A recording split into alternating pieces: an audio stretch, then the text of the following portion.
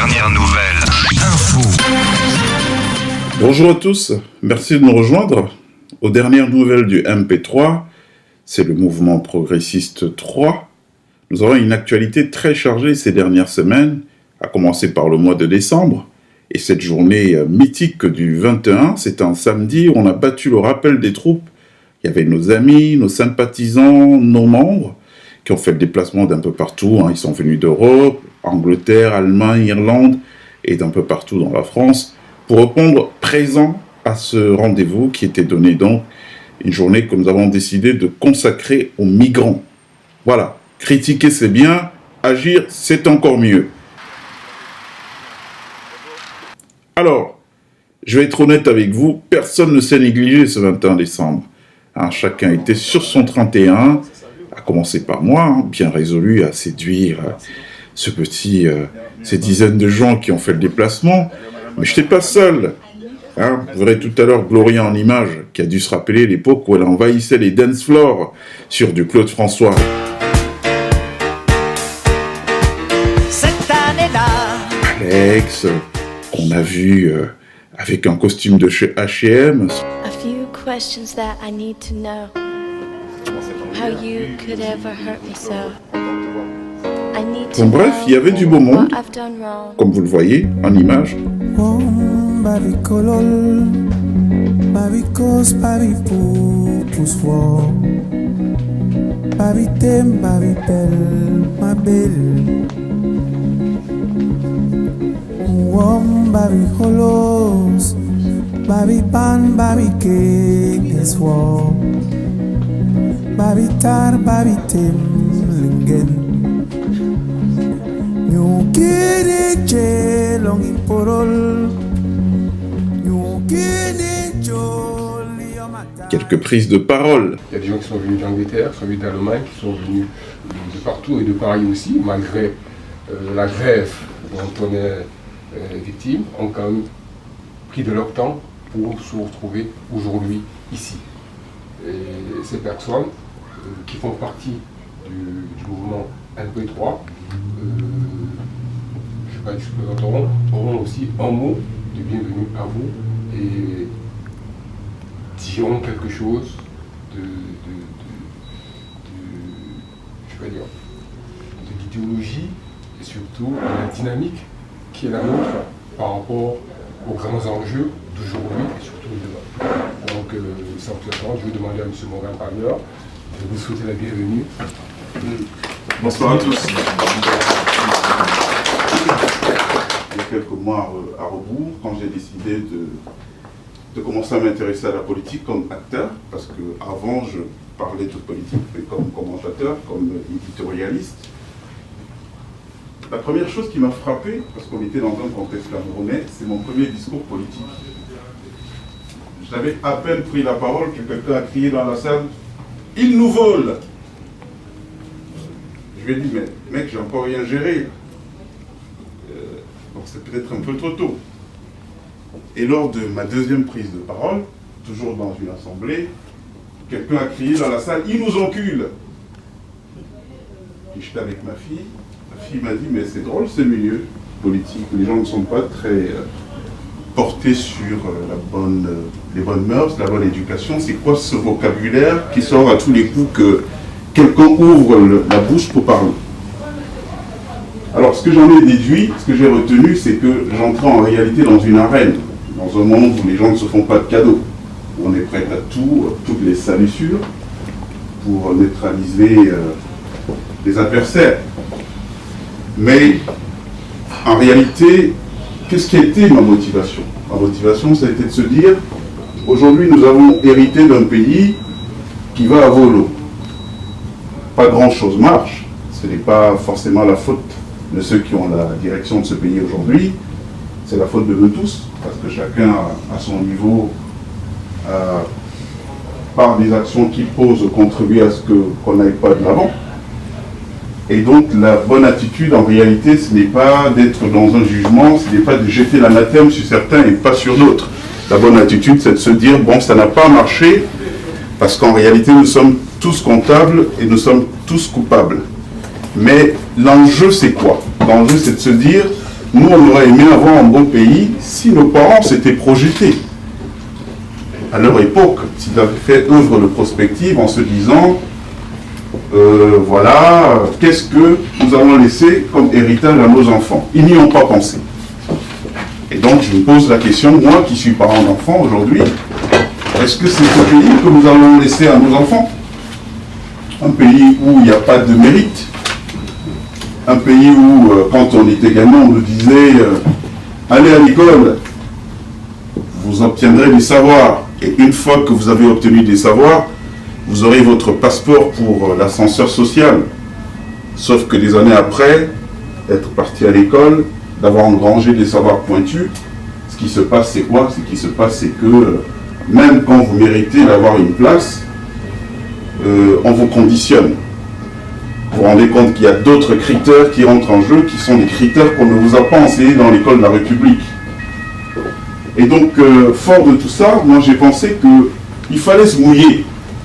Parce que ce qui se passe avec les élites africaines, la classe intellectuelle, entre guillemets, africaine, c'est qu'ils critiquent, ils dénoncent, ils observent, mais personne n'ose mettre les mains dans le cambouis. Or, c'est en mettant les mains dans le cambouis qu'on peut parvenir à construire un autre projet, un autre type de société. Donc ma conviction a été de me dire, ok, j'ai un certain confort de vie quand je suis à Paris,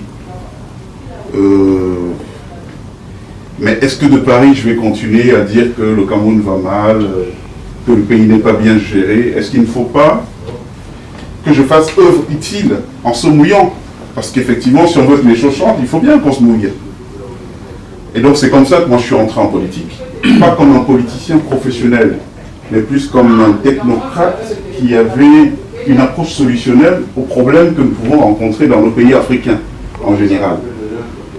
Fort d'une grande expérience qui a été engrangée par plus de 20 ans de travail, de journaliste, qui m'a fait sur plein de théâtres d'opérations, de rencontrer les gens parmi ceux qui dirigent ce monde, et d'être parfois dans leur confidence, donc d'avoir des informations qui ne sont pas toujours à la portée du commun des mortels.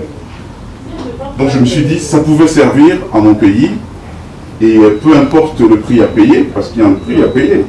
Quand vous avez jamais entendu quelqu'un vous dire vous êtes un voleur, et qu'on vous le sort dans une assemblée, c'est un coup que vous prenez dans le cœur. Quand quelqu'un vous traite d'enculé, pardon bébé, et que vous êtes dans une assemblée, vous n'avez jamais entendu un truc comme ça, c'est un coup que vous prenez. Bref, vous vous mettez dans une situation où tout le monde peut dire ce qu'il veut sur vous. Le but en fait de cette rencontre ce soir, c'est pas de faire un réquisitoire contre un gouvernement. C'est pas du tout notre approche politique. Nous, on a pensé que, ok, le Cameroun il va mal, pourquoi? Parce que nous ne savons pas travailler ensemble.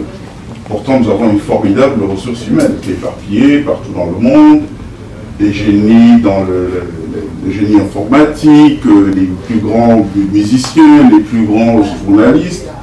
Mais tous ces gens-là, c'est des gens en réalité qui ne peuvent pas rayonner, parce que partout où ils vont, qu'ils soient à New York ou à Washington, et qu'on les ramène à leur pays, vous êtes d'où? Vous êtes du Cameroun? Ah, c'est votre pays qui est ce pays merdique dont on parle toujours négativement.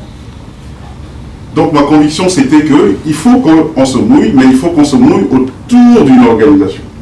Si nous avons échoué à agréger les talents durant toutes ces années, agrégation qui nous aurait permis de prendre beaucoup d'années d'avance, eh bien il faut peut-être qu'on essaie en toute humilité en mettant en place ce mouvement dont la vocation était de rassembler, de réconcilier les Camerounais pour reconstruire, ou alors plutôt pour construire un pacte, un nouveau pacte fondateur.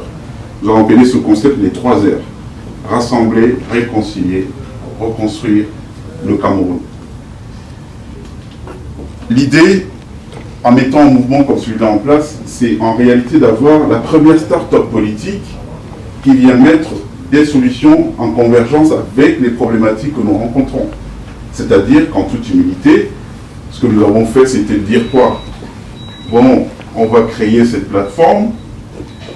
L'idée, c'est pas de dire, ouais, moi je suis président d'une plateforme. D'ailleurs, on a banni ce poste chez nous. On a dit, nous, le président, celui qui va porter l'étiquette de président du MP3, va être la personne, parmi les nombreuses personnes que nous sommes en train de recruter aujourd'hui dans le monde, qui montrera un talent spécial, des qualités humaines exceptionnelles, pour pouvoir porter notre dynamique vers la conquête du pouvoir. Mais avant ça, il n'est pas utile de dire, bon voilà, il y a un tel qui est président, parce que ça ramène à l'ego. Et ce n'est pas de l'ego que notre pays a besoin aujourd'hui. Notre pays aujourd'hui a besoin d'aller de l'avant. Et puis on a pu écouter le témoignage très émouvant de Ludovic Herman Wanda, c'est notre vice-président chargé de la nouvelle éducation, en tout cas celle que nous envisageons pour les générations d'après. Mon nom est Ludovic Herman, mon nom c'est Wanda. Je suis né en France, j'ai grandi en France, je suis d'origine du Cameroun. J'ai un parcours qui se veut atypique, puisque après avoir quitté les bancs de l'école à l'âge de 15 ans, j'ai plongé dans une forme de tourbillon de la délinquance qui m'ont amené à connaître la case prison à 4 reprises.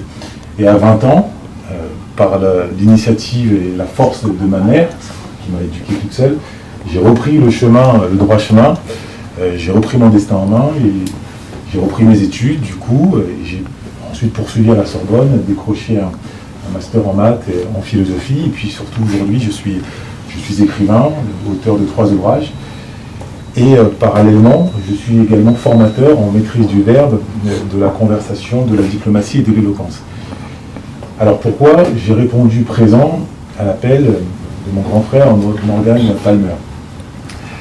Pour deux principales raisons. Premièrement, parce que lors de notre rencontre, qui s'est tenue, notre première rencontre, qui s'est tenue il y a maintenant un peu plus de 10 ans, à l'occasion de la sortie de mon premier essai, eh bien, il a planté dans ma tête un conseil qui valait de l'or et qui m'a, on peut dire, sauvé d'une certaine façon la vie. Puisque j'étais en proie à des difficultés financières, comme tout étudiant qui se respecte, et dont les parents ne s'appellent pas ni Bolloré ni Rothschild, eh bien, je lui ai demandé, oui, grand frère, comment je dois faire pour gagner de l'argent, parce que là, je suis à la gorge, je ne peux plus. Et tenez-vous bien, que m'a-t-il répondu? Il m'a dit, écoute, tu sais, petit frère, je vais te donner un conseil, profite autant que possible de ce temps dont tu disposes. Supporte tant que tu peux encore supporter.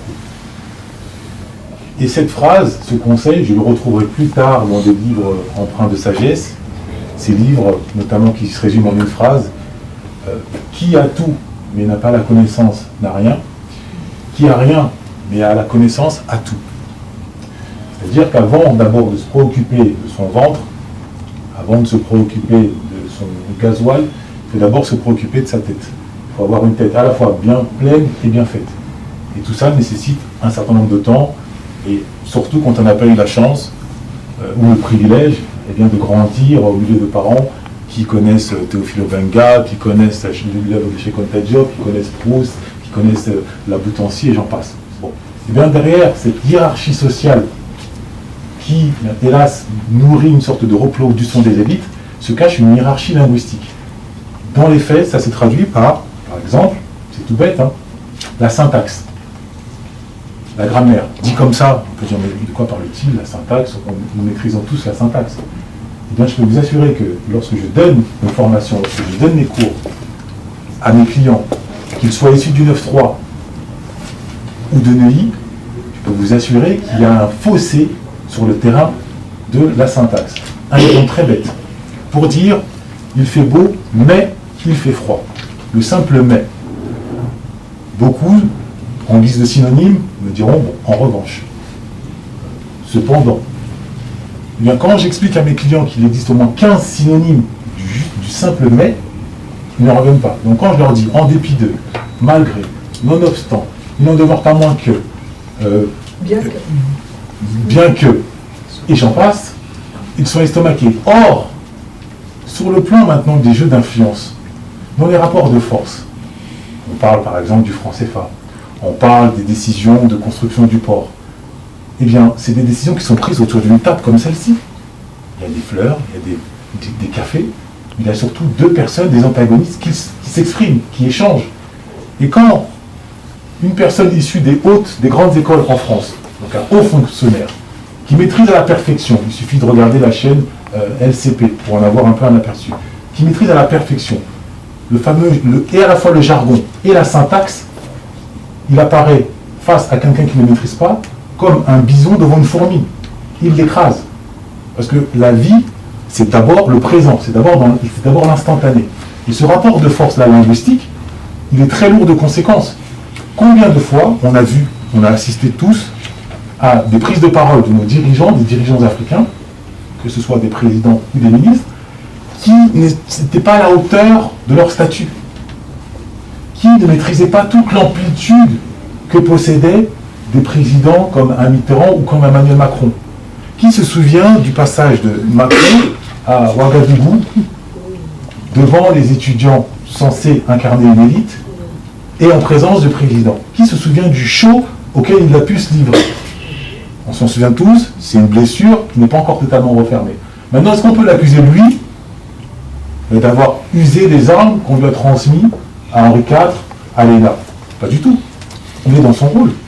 Et de ce point de vue-là, c'est ce qui explique notre grand frère, c'est que nous ne pouvons pas être dans une posture accusatrice, nous devons être dans une posture de remise en question de nous-mêmes et de prendre les armes pour être à la hauteur.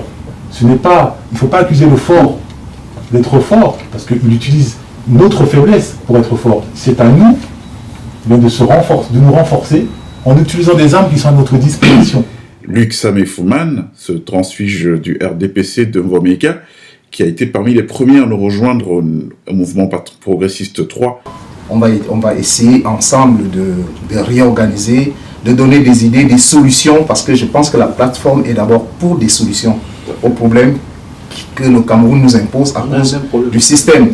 Voilà, donc nous, on a eu toutes les barrières au Cameroun parce qu'on ne nous a pas laissé le temps de nous exprimer, on ne nous a pas donné la chance de nous exprimer, il fallait compenser avec des choses abominables, vous savez de quoi je parle, pour accéder à certaines choses, on nous imposait, et moi, avec mon esprit d'indépendant, mes frères, boulot comme moi, j'ai dit non.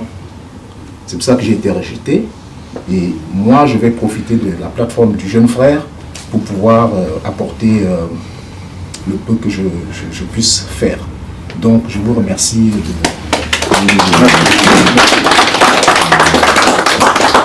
Jean-Marie. Bon, actuellement, je peux dire l'heure est grave.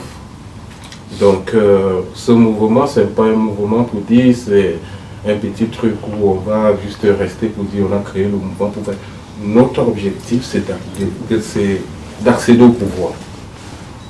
Là, il n'y a pas une question à dire où nous allons aller, c'est au pouvoir. Donc nous sommes là, nous sommes prêts pour la transition.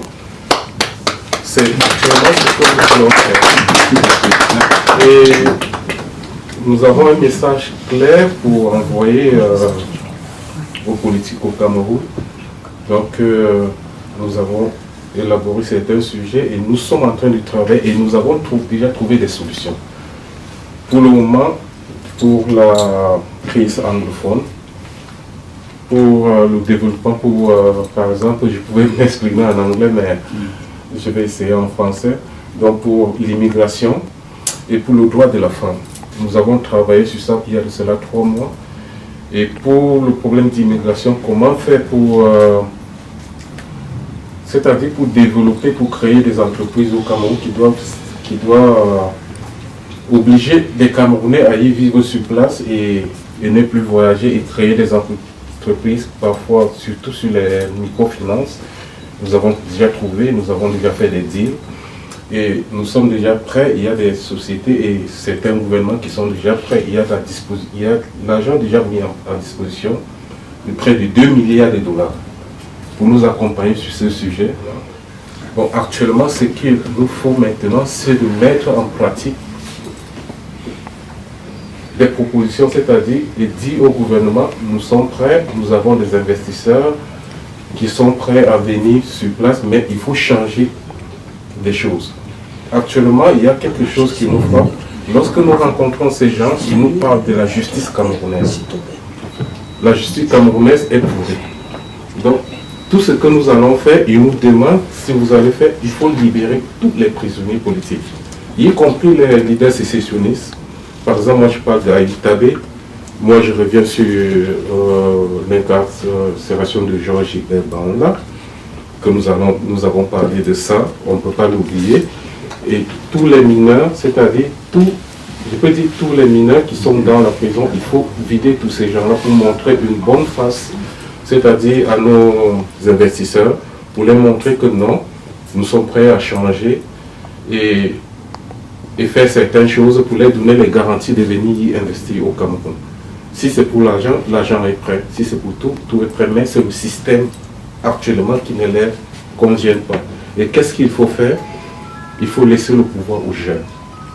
Donc nous voulons une jeunesse innovatrice qui doit être sur place parce que nous sommes déjà sur le système 5G. Nous ne pouvions plus avoir des vieux qui ont plus de 60-70 ans actuellement au Cameroun en train de diriger quelque chose, nous ne savons pas sur quelle direction ils sont en train de nous amener. Donc je ne peux pas dire tout ici, mais nous avons déjà beaucoup travaillé et nous sommes prêts à collaborer avec certains partis pour qu'ils nous joignent. Et nous avons aussi travaillé surtout pour le problème de la paix au Cameroun. Et nous avons déjà trouvé un pays qui est garant de nous accompagner pour ce sujet-là. Donc nous attendons et nous allons contacter certains partis et leur donner notre proposition pour qu'on se rassemble, puisque la devise du parti, du mouvement, c'est rassembler, réconcilier et reconstruire. Le président a déjà tout dit, mais dans les mois à venir, nous avons beaucoup de choses à faire et nous allons dévoiler beaucoup de choses. Donc je vous remercie. C'est Jean-Marie qui a travaillé sur le projet de sécurité sociale au Cameroun. Aujourd'hui, il a un projet qui est prêt, clé à main, donc qui attend que son implémentation. Bonjour à tous. Je suis Jean-Marie Piggy. Tu as bien précisé. Pi, c'était le nom de mon grand-père. Piggy, c'est lui de mon père. Donc, M. Morgan Palmer, je le suivais depuis assez longtemps.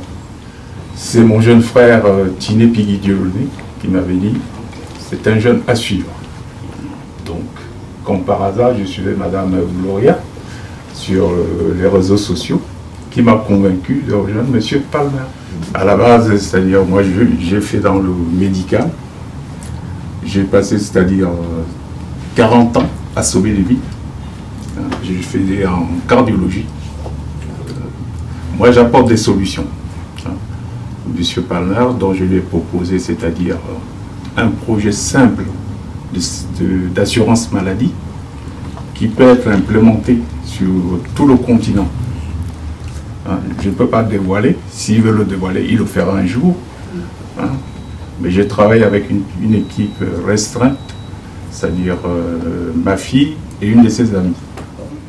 La vocation familiale me tient beaucoup à cœur parce que lorsque nous voyons l'état à laquelle une jeune sœur se retrouve souvent lorsqu'elles sont mamans, donc elles n'ont pas de revenus. Vous savez, elles sont plus fragiles. Moi, j'ai été sur le terrain au Cameroun récemment, j'ai été dans les marchés. Il y a des images. J'ai été marcher surtout à Iboulova. J'ai fait des quartiers difficiles, donc voilà, et les femmes, elles en avaient besoin, mais le planning familial n'est pas ouvert, n'est pas à la portée de tout le monde. Donc voilà. Bon, il y a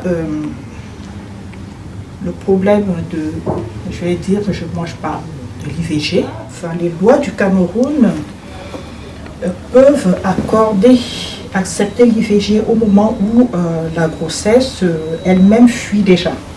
Donc là, à ce moment-là, le professionnel de santé a le droit d'intervenir. Mais il n'a pas le droit, lui, d'enclencher une IVG. Or, moi, je ne suis pas d'accord avec ça, les femmes doivent être libres. On ne peut pas imposer à une femme une grossesse qu'elle ne veut pas. Donc voilà, et quand nous savons que toutes les grossesses ne surgissent pas dans les mêmes conditions, il peut y avoir une erreur comme ça, et puis on se retrouve enceinte, c'est pas facile d'assumer cet enfant. Donc voilà, et après on se plaint lorsqu'on se retrouve des enfants dans des poubelles, ou abandonnés, ou 7 ans, maltraités, parce que tout simplement la maman, on ne sait pas ce qu'elle a subi au moment où elle a conçu de cet enfant. Donc moi, je suis pour l'IVG. J'étais quelqu'un qui a été très actif dans ma jeunesse en politique, mais en politique vraiment activiste. J'ai créé un mouvement à l'époque à l'université de Bonn pour la libération de Mandela, qu'ils appelaient Mandela Comité. Et c'était une période où l'apartheid était vraiment, ça sévissait en Afrique du Sud. J'étais en contact avec l'ANC et puis très actif à cette époque. Quand on est jeune, vraiment, on veut faire bouger le monde et puis on veut faire des choses incroyables. Donc, à part cela, ce que j'ai fait en Allemagne en plus, c'est que j'ai toujours voulu, en fait, comme tout le monde, je ne voulais pas rester là-bas longtemps. Je venais pour faire 3 ans et puis rentrer pour continuer ma vie au Cameroun. Mais comme la vie est toujours comme elle est, bon, j'étais obligé un peu de rester un peu plus longtemps. Et j'ai cru à cette époque vouloir jouer un rôle de pont entre le business allemand et puis le Cameroun. Donc j'avais des contacts, mon carnet d'adresse était rempli à l'époque de Helmut Kohl. Et donc moi, si je rejoins le mouvement, ce n'est pas vraiment en tant que politique, je ne fais pas la politique politicienne en tant que tel. Je suis un gars pragmatique. Si je veux contribuer dans ce mouvement, ce sera en tant que technocrate. J'ai de l'expérience sur le plan géopolitique. J'ai vécu plus de 30 ans en Allemagne et je ne dormais pas. Là-bas, il n'y a même pas de possibilité de dormir. Si j'ai survécu là-bas, ça veut dire qu'il faut bien avoir de la bouteille pour pouvoir maintenir le cap. Donc, je vous remercie. Merci.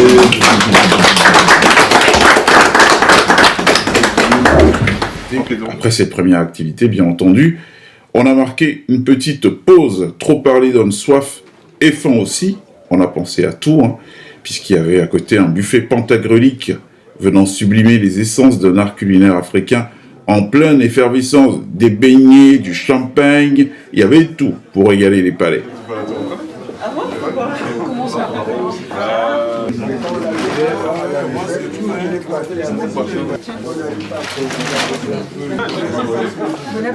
Merci.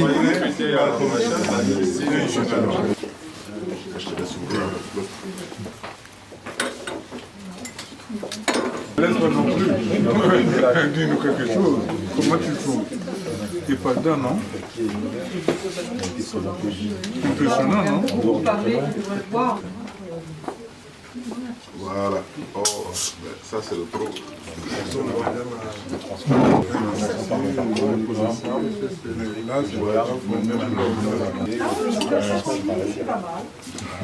Ah oui, il est très très bon. Oh là là, c'est bon, là, on fait pas ça ici.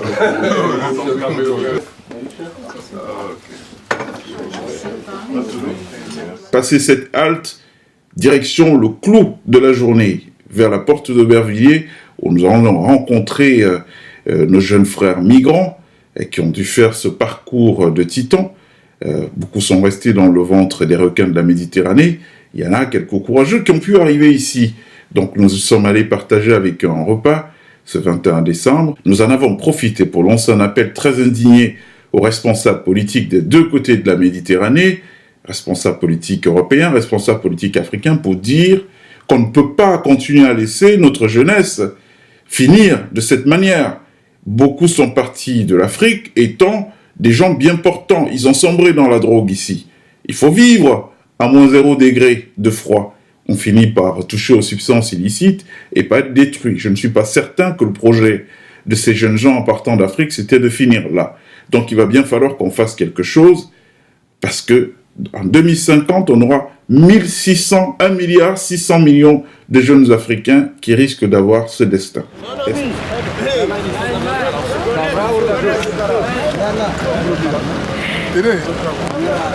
Non, non, deux. Avoir derrière.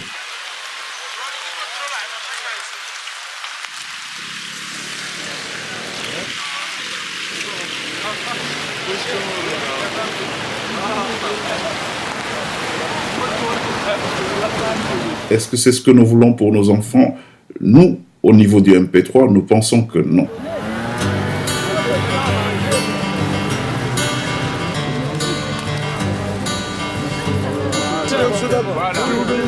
Non, on connaît ceux qui ont eu toi,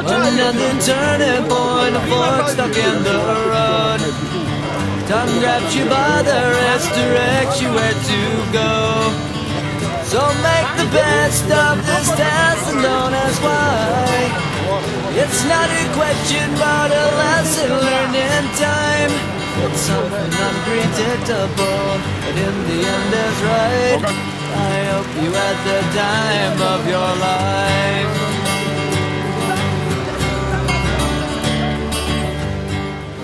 On va de l'autre côté. Président. No problème. Ok. No problème. Ok. Ok. No problème.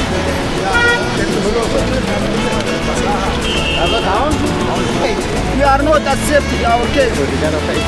So it is one great problem. What shall we do? Many of our problem. The world is not give to our solution. For example. Vous voyez, on ne peut pas se résoudre à laisser notre jeunesse finir dans le ventre des requins de la Méditerranée. Là, nous sommes à la porte d'Aubervilliers. On est venu partager un petit moment, une tranche de vie avec nos frères migrants, avec 60% de jeunes, dans 600 millions de jeunes africains, qu'on ne peut pas se résoudre à laisser finir là, dans ces conditions. Donc, il est urgent aujourd'hui qu'on trouve une solution radicale qui va amener une coopération entre les gouvernants africains et les gouvernements occidentaux afin qu'on puisse envisager des solutions définitives à ce problème.